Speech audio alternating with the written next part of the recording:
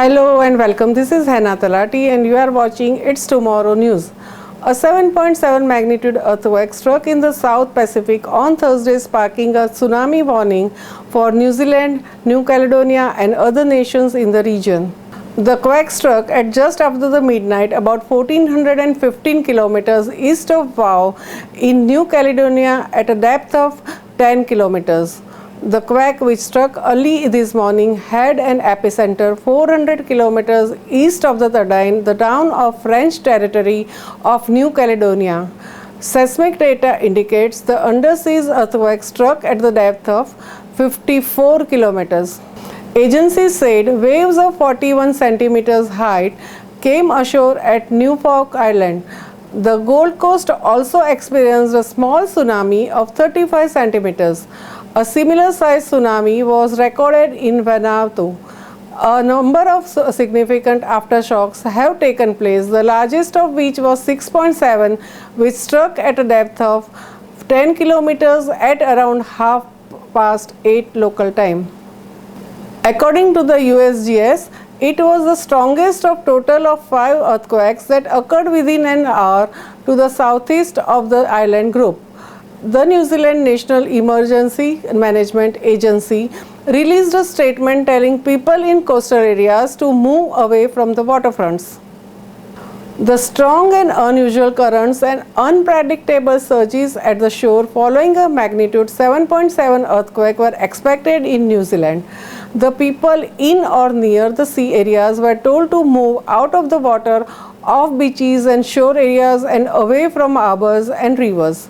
Tsunami were seen in Vanuatu and New Caledonia, the islands closer to the 7.7 magnitude earthquake that occurred just after midnight local time, but no tsunami is expected across the Pacific Ocean.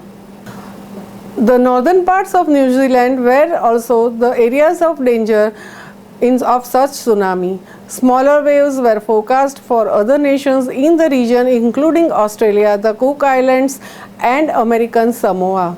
There were no initial reports of casualties or damage from the quake from this major magnitude 7.7 earthquake. In fact, the quake triggered a small tsunami which reached maximum wavelength of less than a meter. In Vanuatu, 7.8 meters waves above the tide were measured, 75 centimeters on the Great Barrier Islands of New Zealand, 48 at Kingston, Norfolk Island and 10 to 20 centimeters in various coastal locations of New Caledonia. However, there are no reports of damages. A wave of 0.3 meters also struck Fiji. The Pacific Ring of Fire, where tectonic plates collide, experiences frequent seismic and volcanic activity. In 2018, a 7.5 magnitude quake and a subsequent tsunami on Indonesia's Sulawesi Island left more than 4,300 people dead or missing. A 9.1 magnitude quake struck off the coast of Indonesia's Sumatra Island in 2004, triggering a tsunami that killed 220,000 throughout the region. The New Caledonian government civil safety agency said there was little impact from this morning's earthquake.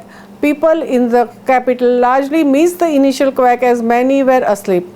The Pacific Tsunami Warning Center said there was no regional tsunami threat. A powerful 7.7 magnitude undersea earthquake struck the South Pacific on Thursday, triggering tsunami warnings in the region that were later cancelled with no immediate reports of damage. The US tsunami warning system later said the tsunami threat had passed for the region, although warned there may be minor sea fluctuations. France Ministry for Overseas Territories said in a social media post on Thursday there were no immediate reports of damage or casualties in New Caledonia. According to the USGS, it was the strongest of the total of 5 earthquakes that occurred within an hour to the southeast of the island group. That's all for now. For more news updates, stay tuned with us. It's Tomorrow News, Hannah Talati. For more weather updates, like and please subscribe our channel.